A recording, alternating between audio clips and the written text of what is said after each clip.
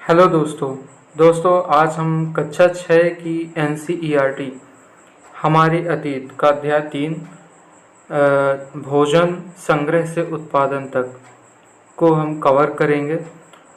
तो दोस्तों बने रहिए। इससे पहले हमने फर्स्ट चैप्टर और सेकंड चैप्टर की वीडियो अपलोड कर दी है। अगर आपने नहीं देखा है तो डिस्क्रिप्शन बॉक्स में लिंक दे रखी है, आप उसमें जाकर देख सकते हैं। तो चलिए स्टार्ट करते हैं। भोजन संग्रह से उत्पादन तक। दोस्तों हमने पिछले चैप्टर में हमने पढ़ा कि कैसे आरंभिक मानव कहाँ रहते थे, क्यों इधर उधर ट्रैवल करते थे, यात्रा करते थे और संग्रह कैसे करते थे। अब संग्रह से उत्पादन तक इस चैप्टर में हम पढ़ेंगे। तो विभिन्न प्रकार के भोजन।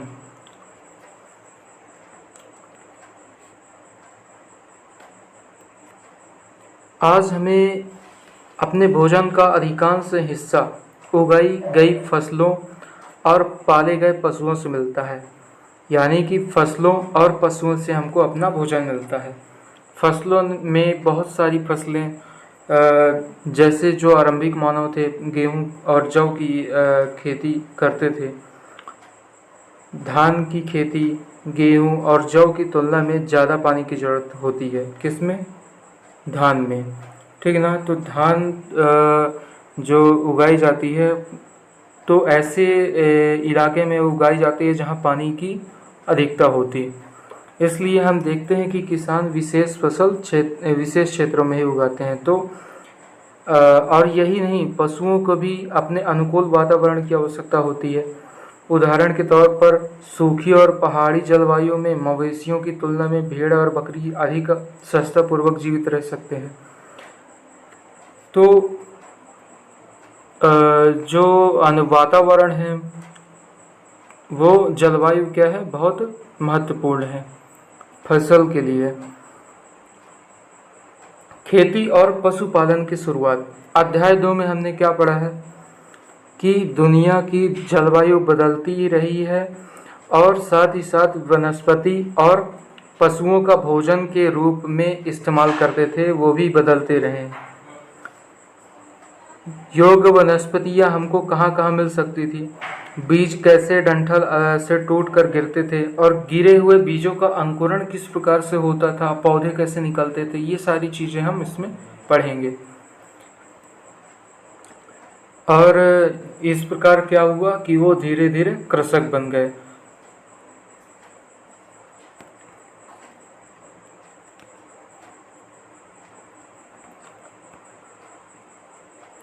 और पशुपालक कैसे बने होंगे? पशुपालक सबसे पहले जंगली जानवर को पालतू बनाया गया। जो जंगली जानवर थे उनके पास आते थे आकर्षित होकर या कैसे भी। तो धीरे धीरे वो जंगली जानवर को क्या किए, पालना शुरू कर दिए।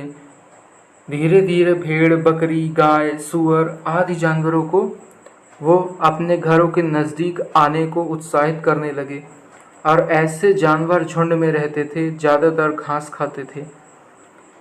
अक्सर लोग अन्य जंगली जानवरों के आक्रमण से इनकी सुरक्षा भी किया करते थे और धीरे धीरे वे क्या बन गए, पशुपालक बन गए।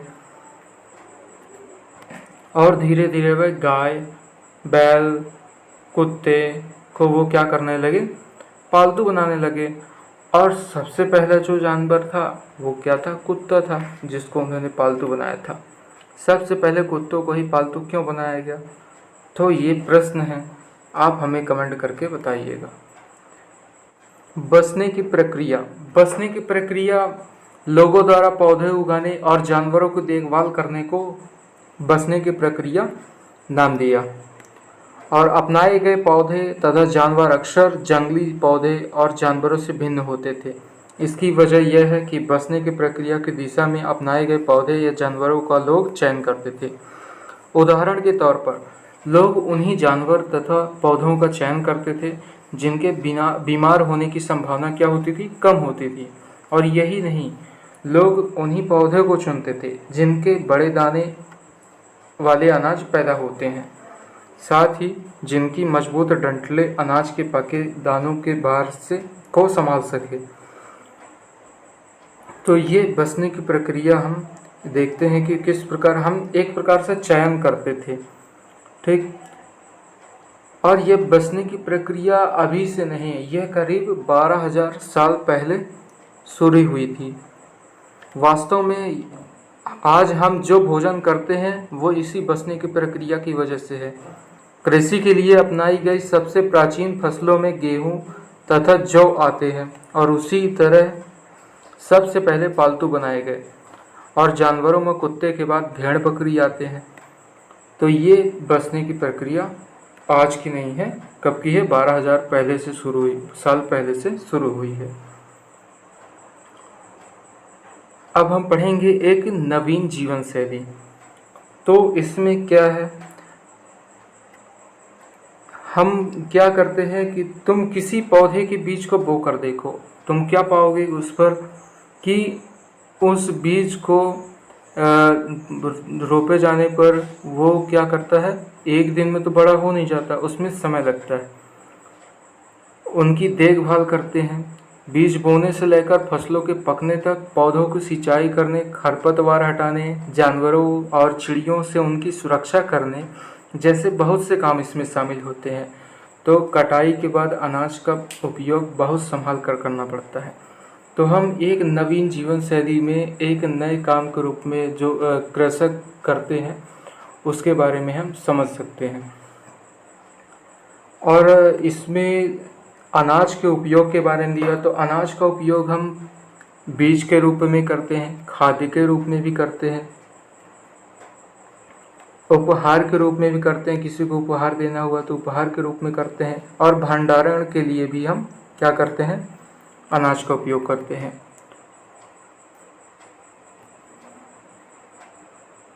तो अनाज का हम संग्रह करने वाले बर्तन बनाते हैं। संग्रह के लिए सबसे बड़ा उदाहरण है मोहनजोदाड़ो का सबसे बड़ा अन्नागार, ठीक है। तो अनाजों का भंडारण भी प्राचीन समय में किया जाता था।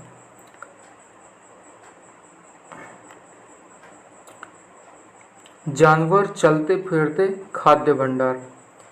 जानवरों को चलते फिरते खाद्य भंडार क्यों कहा जाता है? क्योंकि जानवरों से हमें दूध, दही और मांस, अंडे, ये सारी चीज़ें हमको किससे मिलती है? जानवरों से मिलती है। तो हम जानवरों को एक प्रकार का चलता फिरता खाद्य भंडार भी हम बोल सकते हैं। दूसरे शब्दों में पशुपालन भोजन के भंडार का एक तरीका है। पशुपालन भोजन के एक भंडार का तरीका है।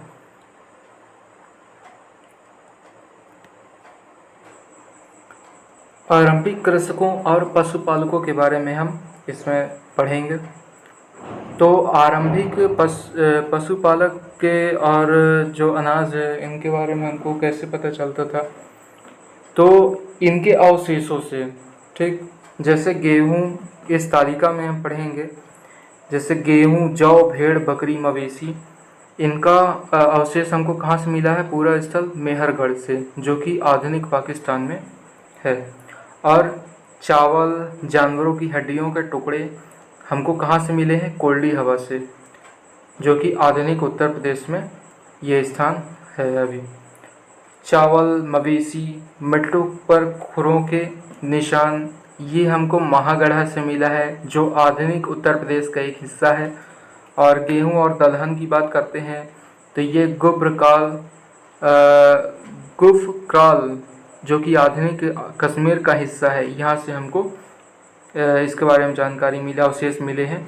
गेहूं और दलहन, कुत्ते, मवेशी, भैंस, भेड़, बकरी, ये सारी चीज़ें हमको कहाँ से मिली? बुर्ज होम से मिली, जो कि आधुनिक कश्मीर का हिस्सा है।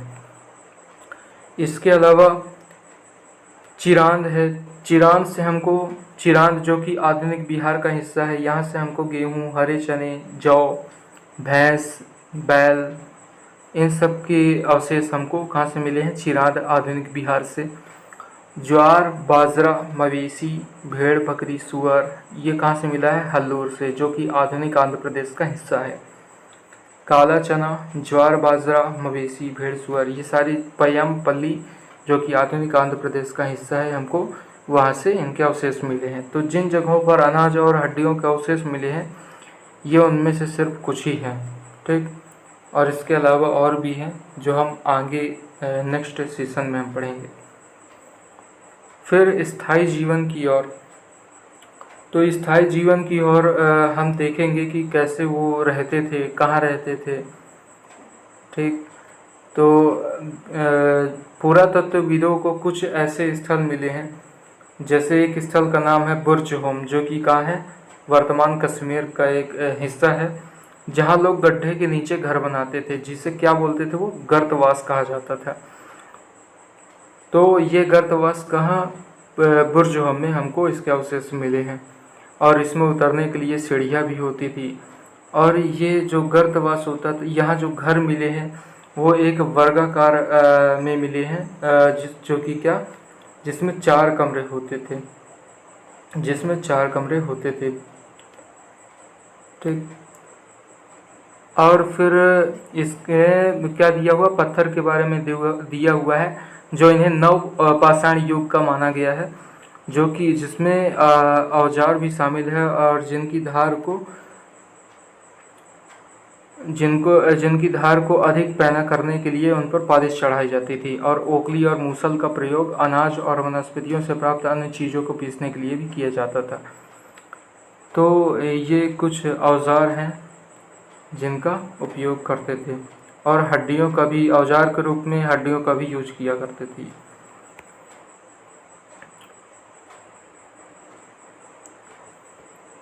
नवपाषाण युग के पूरा स्थलों में कई प्रकार के मिट्टी के बर्तन भी मिले हैं। तो ये हम सारी चीज़ें आगे हम पढ़ते हैं। ये पात्र आप देख सकते हैं, जो कि नवपाषाण काल में हमको इसके साक्ष्य मिले हैं।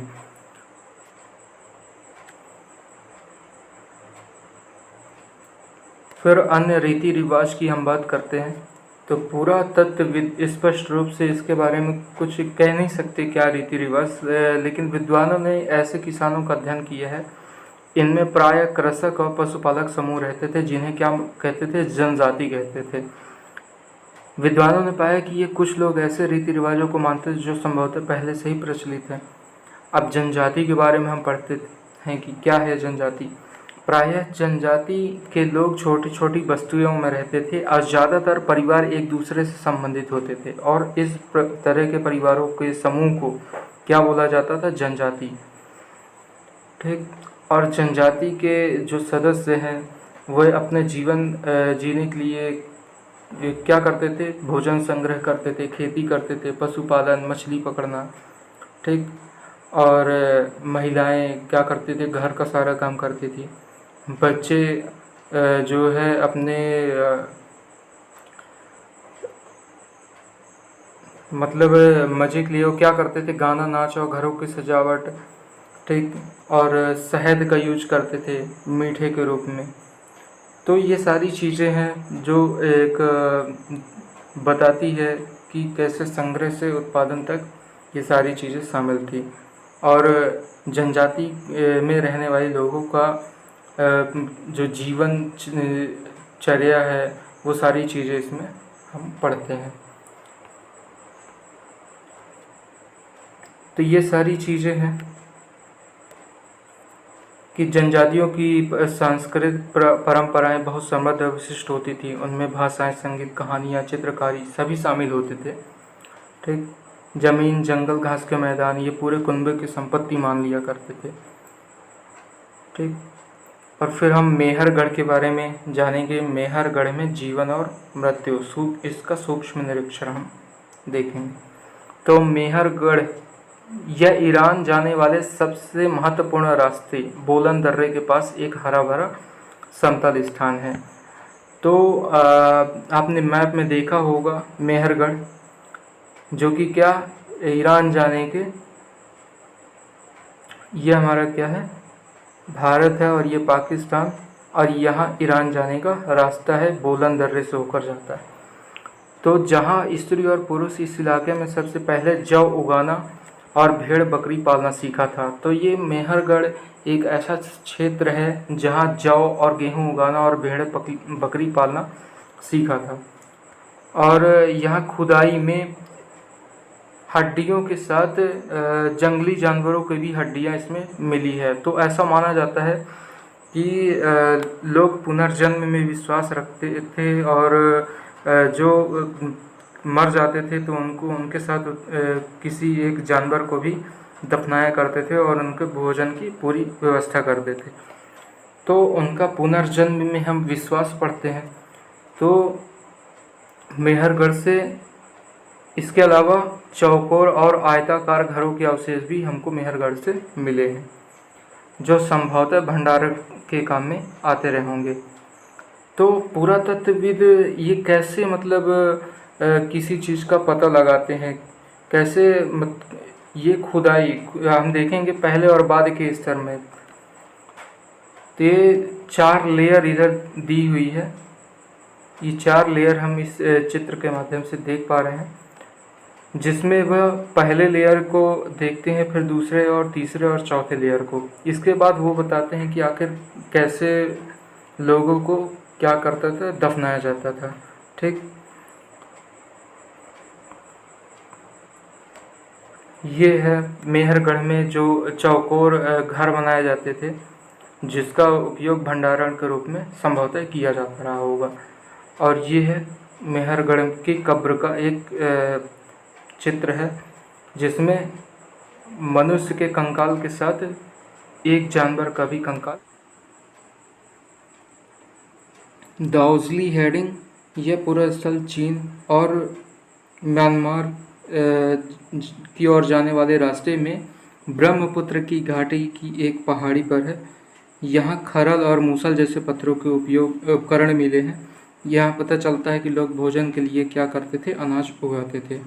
और यहाँ जेडाइट पत्थर भी मिला हुआ है, संभवतः यह पत्थर चीन से आया होगा। तो दोस्तों, इस चैप्टर में हमने ये सारी चीज़ें देखा कि संग्रह से लेकर उत्पादन तक क्या सारी चीज़ें थी। तो दोस्तों, ज़्यादा से ज़्यादा लोगों को ये वीडियो शेयर करिएगा और मिलते हैं नेक्स्ट वीडियो में। Thank you.